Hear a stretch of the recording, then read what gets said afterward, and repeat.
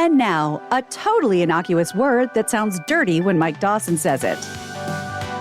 Soaking. Ew. Let's get back to the Adam Carolla Show. Siobhan Fallon Hogan has joined us. She has a new movie out called Rush. It's available in theaters as well as streaming on Apple and Amazon coming up on Friday. Wrote, produced, and stars in the film. So congratulations, Siobhan.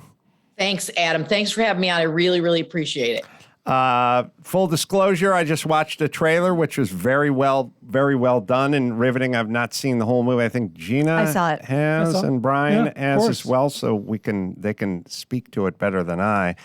But I know what a monumental undertaking writing and starring in and producing a movie Oh my God. is.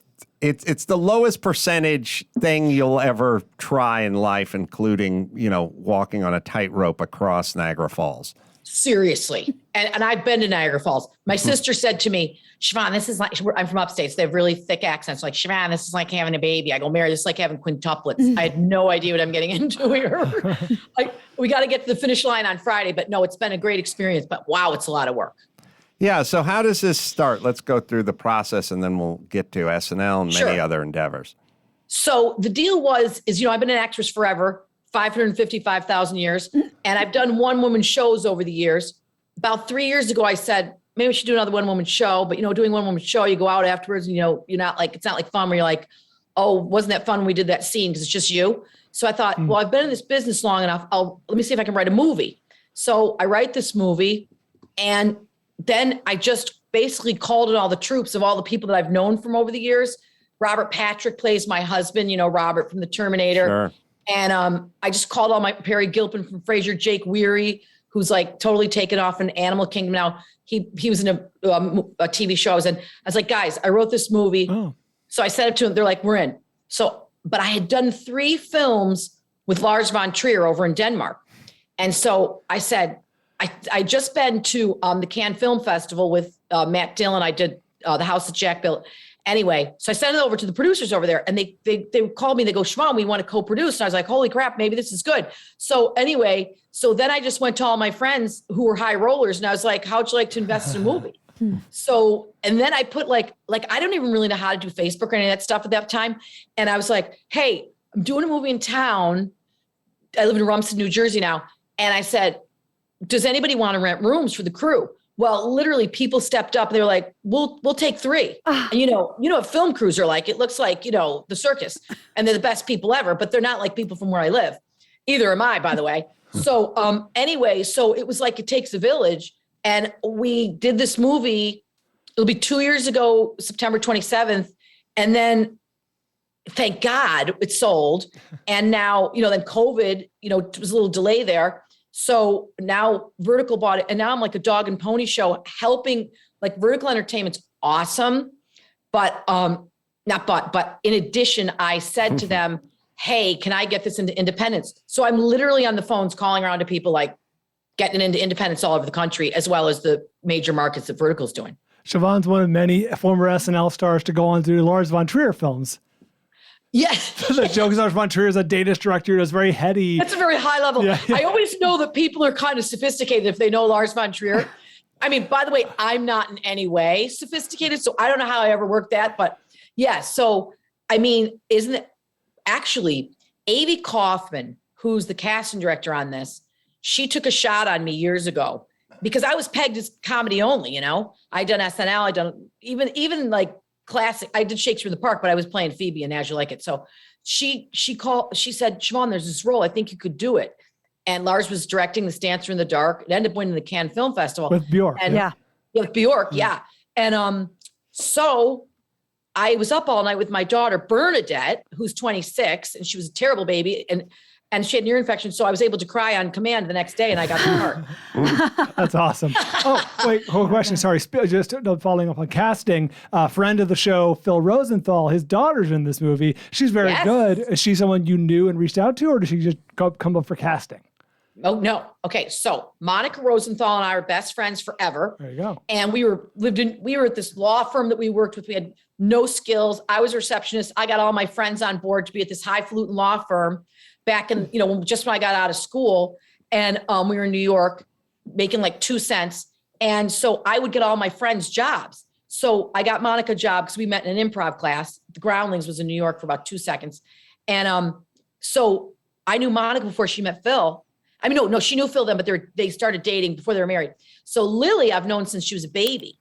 And Ben Rosenthal's in it too. So I said, these guys, Lily would be good to play my daughter because I needed like a girl that was kind of like hip and kind of like a teenager that was kind of like, really cool. And then Ben's a frat boy. So yeah. And my son's in it. My son's a frat boy. My daughter's a snotty sorority girl. So I knew they'd be perfect.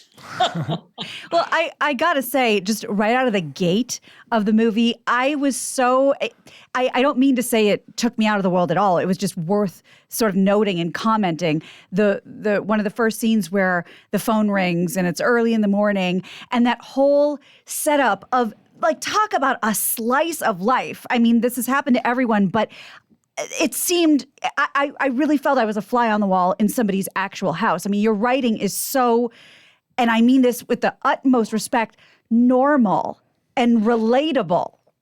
Well, I really thank you for that, first of all. Okay, so I have 3 kids. And, so Adam, you haven't seen it yet. But so, the mom's making the sandwiches and, every mother thinks, this is my time in the morning to myself. But then, of course, you grab that last 10 minutes of sleep and you're all effed up for the rest of the day because you're like, shit, got off the wrong, and you're trying to make these sandwiches. And so she's saying the rosary and she's like, and then she's like, drops the F-bomb. Then she's like, get up. So it's like literally the way I live my dysfunctional, weird life. We live, this is so embarrassing, 2.5 blocks from school. I would take my daughter, Sinead, who plays the hippie and plays Jake Weary's girlfriend. She was kind of OCD. So she'd have to get to school early. And then I would circle back to get my son, Peter, who plays the bad boy, frat boy, to take him at 7:40 before the bell rang. Inevitably late, but he could work the system. He knew how to like get in and get downstairs through a window. So basically that's the way I live my life. You have that little minute or 5 minutes in the car before when you slam your kids, or I'm like, you better start praying or you're going to hell, you idiots. I love when she drops off, sorry, sister. What about when I say, put your skirts down, girls, you look like hookers? Because my oldest daughter went to Catholic school and I was like, you girls look like freaking hookers. I'm like, shut up, get out of the car. Anyway. Something happened that didn't exist when I was a kid, which is we started listening to kids and respecting their wishes. It's unfortunate. Because I got the same thing. Like my daughter wants to be driven to school and my son walks to school, which it's the same difference. Whether there's 2 kids in the car or one. She just wants to pass him and yell at him. I got to get up and drive him. Now, when I was a kid, it would just be like, no, go walk or do whatever you want. But we're not doing this. Like you would just say no. People just go, no. We are the generation that our parents, at least I was, my parents were like, I was the worst athlete you ever met, but I did somehow get onto the JV. You're a really bad athlete when you're a senior and you're on JV softball and you don't play. Right. And my mother came to one game. She had 5 kids and I saw her. She was a big reader and she was reading. And then she said to me after, Siobhan, do I ever have to do that again? I mean, and people here, they're like, my kid is great athlete. I'm like, look, who's a good athlete in 2nd grade. You just like, you can see the fast ones. You might as well say, hey, listen, just forget it. You're not an athlete. But somehow we've created these monsters where, they're like, this is another thing in my school with the parents dropping off the lunches from the local restaurant. Oh, yeah. What? Oh, horrors. I mean, I got peanut butter and jelly. I swear to the Holy Bible, every single day and an Archway oatmeal cookie for 18 years. Peanut butter not allowed in school. I got half of Nate Wittenberg's peanut butter and jelly because I didn't have my own. I got my best friend Judy Tennant. She was the youngest of 7. Her mother got to the point where she gave up because I would just eat all her dessert. And she made this thing called Congo bars. They were like chocolate chip bars. So she'd always make 2, but not just 2, 3, because I'd think it was funny to eat both of them. Yeah, I don't think kids know the age-old technique of bumming things. Like we would bum food. Right. We were more pigeons than we were students. Totally. Like sit around. There were the kids whose parents loved them, who were responsible, who made them a decent lunch. And then we would just sit next to them, hoping like a pigeon, like they'd throw a scrap out and we'd grab it. You would know, you'd stare them down and make it so difficult to enjoy it, or that you'd steal some. I remember I had a friend, Joyce, and she'd get up to go to the bathroom. I'd like eat something of hers, like her chips or something. She'd come back and be like, I'd be like, what? She's like, seriously, did you eat my chips? I'm like, no, that's so weird. Why would I eat your chips? Same with my sister, Sheila. We had some form of potatoes every single night of my life in my house. My mother would always burn the boiled potatoes, and you'd hear like, damn, that meant the water boiled out of the pan and she burned the potatoes. But we all love the potato skins of the baked potato. Oh yeah. And I'd always make it a mission for my sister, Sheila. She was the third child. She was kind of fat, but now she's slim and I get fat. And she's like, nah, see, because you mocked me for so long for being fat. Now you're fat. So I would take her potato skins and she'd be like, I could psychologically outsmart her, and she would just start crying because sometimes she would remember if she ate it or I really did take it. I remember once my favorite dish was mashed potatoes, but my mom would never make them because it took 20 minutes. So one day I got my mashed potatoes for dinner, but I also got into trouble and got grounded. And I remember just taking the pot of mashed potatoes to my room and just putting them between my legs with the wooden spoon and just eating the mashed potatoes right out of the pot. You are Oliver Twist. Oliver Twist. Yes, very Oliver Twisty. One time my father, I hated spinach so much. And he's like, you will stay at this table until you eat your spinach. And I just sat there for like 3 hours. So I was like, there's no way that I'm eating this spinach. And we had this ugly green shag rug. And I would just like slowly just drop the spinach into the rug. So it's just like mixed in. Smart. Wait, Adam, I gotta tell you something too. I read that you're a big boxer.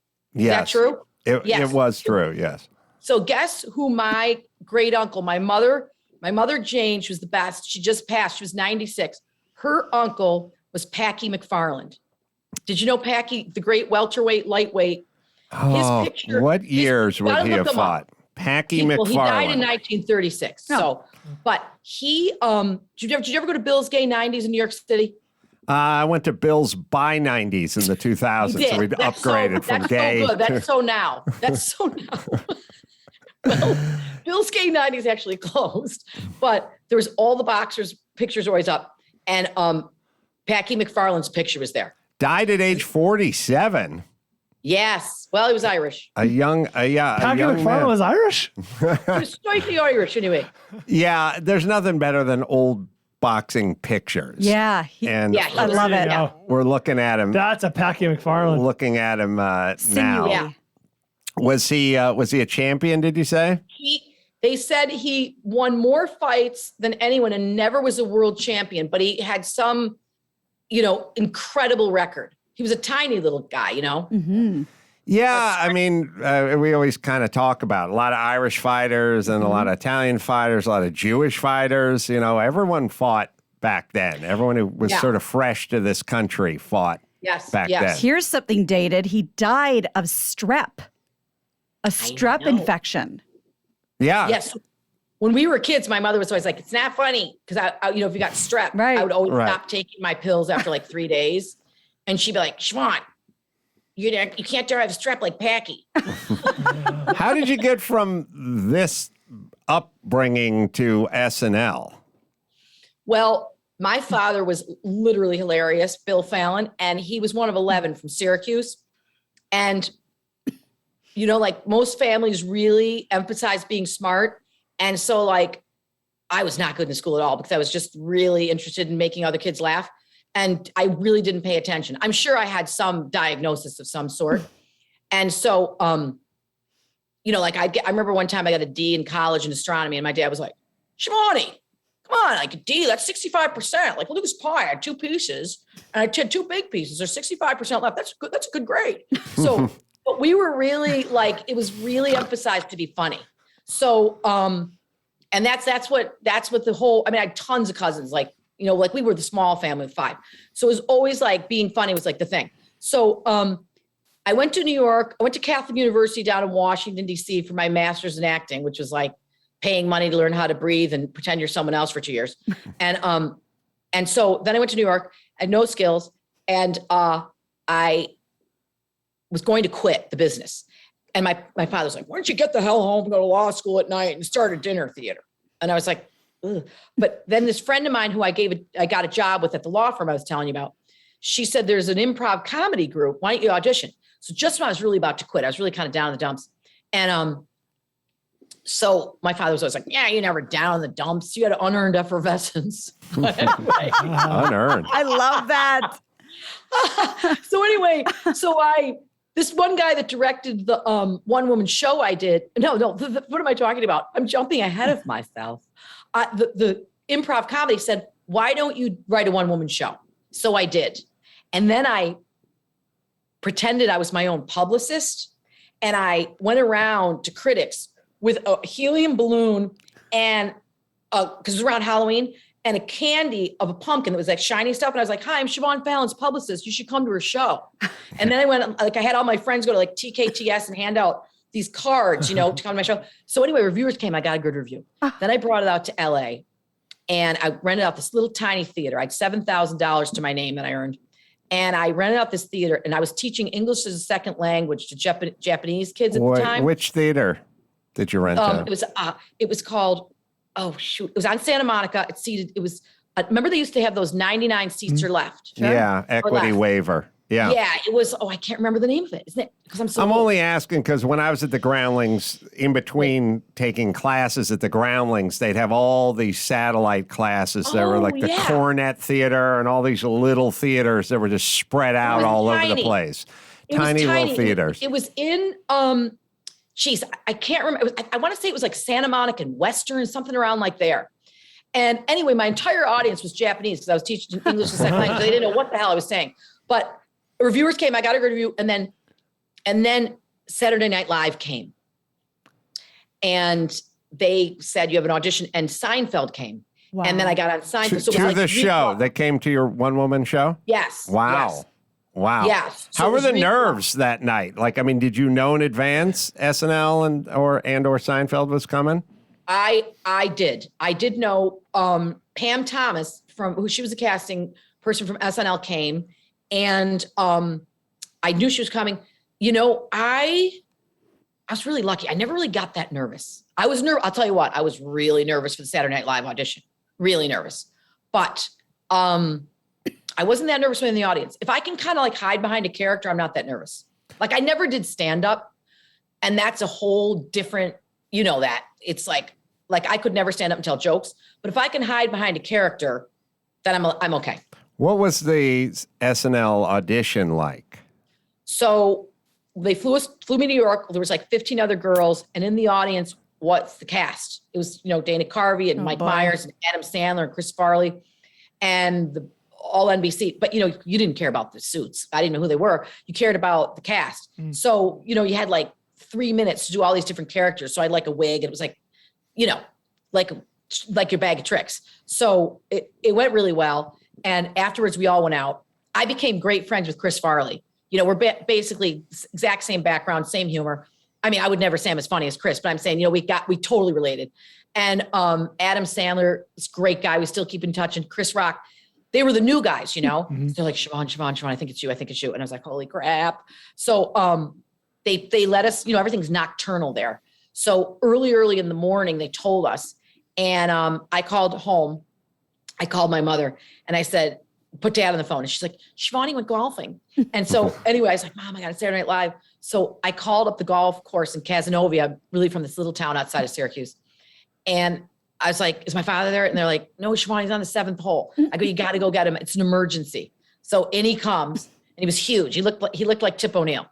And they're like, what's going on, Shivani? I go, Dad, I'm going to be on Saturday Night Live. He's like, out of sight, sweetheart. And he's like, guys, my daughter's going to be on Saturday Night Live. All right, dynamite, sweetheart. I got to go back. I got to get back out there. And he hangs up. As I was telling my audience, I think weekend and a half ago, I was hanging around with Jim Farley, which is Chris Farley's cousin, I guess. He's the CEO and the president of Ford Motor Company. Wow. He looks just like Chris Farley. Wow. There's a resemblance. Well, it's Chris Farley if Chris Farley raced cars and ran Ford versus, stayed up with hookers all night. But they look exactly the same. They both have the same energy and everything. We'll see if we can get you a picture of that. Oh my gosh, yes. He looks like him in the face. Wow. And Much. he's a Farley, except for he's the president of Ford Motor Company. That's amazing.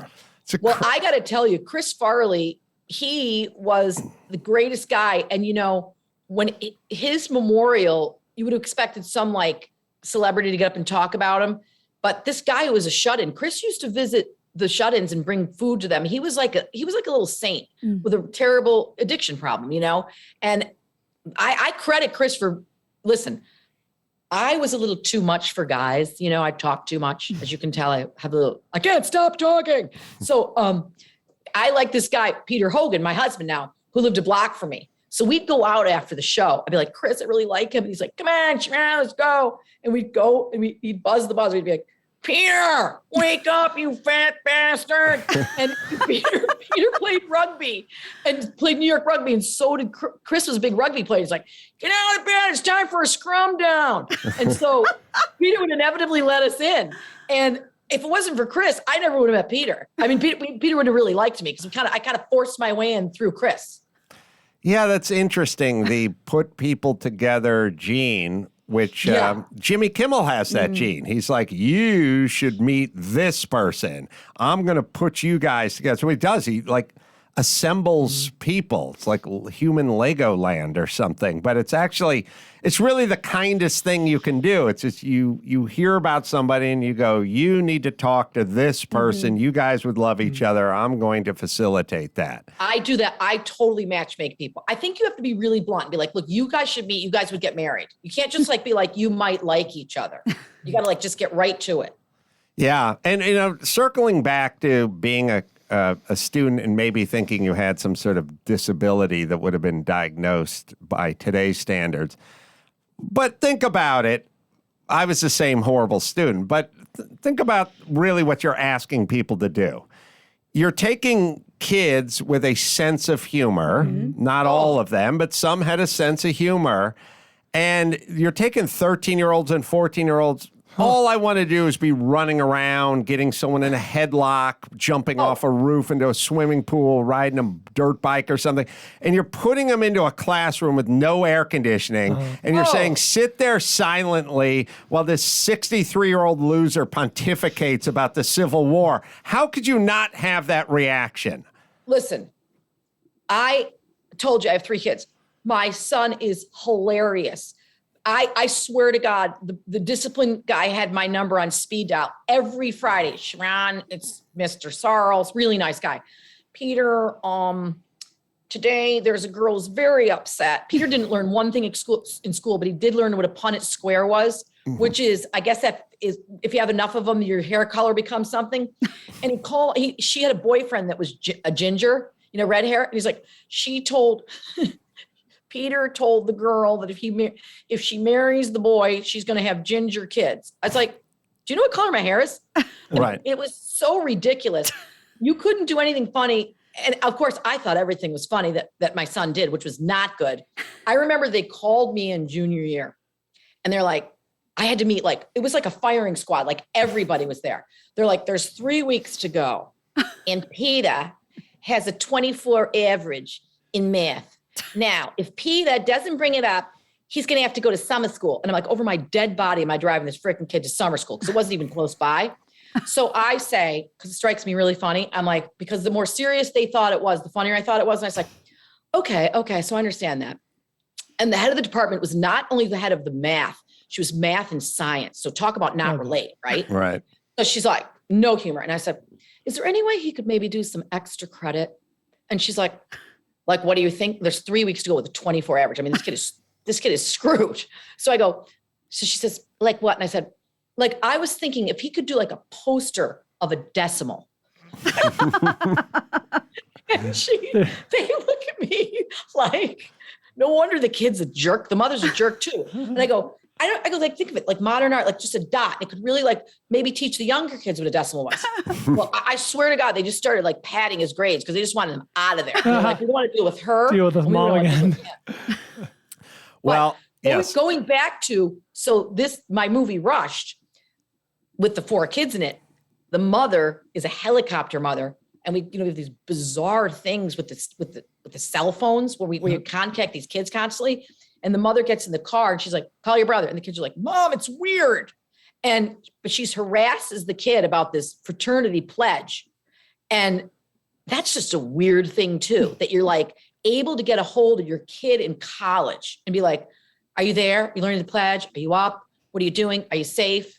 It's like this bizarre culture that we're in. Well, and that's why it was so realistic, because it's not setting her up as a two-dimensional, like, oh, she's the worst, she's a nag, or, oh, she's so sweet. She's both. She's trying to help him. She knows this is important to him. She tells him what words to punch. She cares, but she's driving him insane.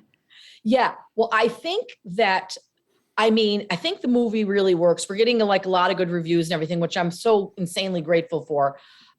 Because when funny people have really sad things happen to them, when this kid's in this fraternity hazing incident, it's so sad to see funny people be crushed, and how do they handle it? And in the movie, she prays her rear end off, but she swears while she's doing it. And when the tables turn, that's what gets her through, is her humor and her faith.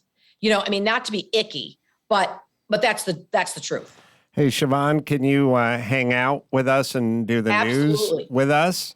I would love to. All right. First, let me hit Tommy John Apollo. Tommy John's newest and most advanced men's underwear, performance-grade, dry-release fabric blend exclusive to Tommy John. You can't get it anywhere else. Just Tommy John Apollo men's underwear, proven to keep you drier and up to 7 degrees cooler than regular cotton underwear.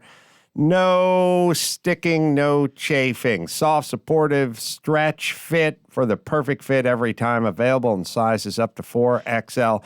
Over 15 million pairs sold. Tommy John doesn't have customers. They have fanatics. I'm wearing mine now. Once you get into the Tommy Johns, you will not go back to what you're currently wearing.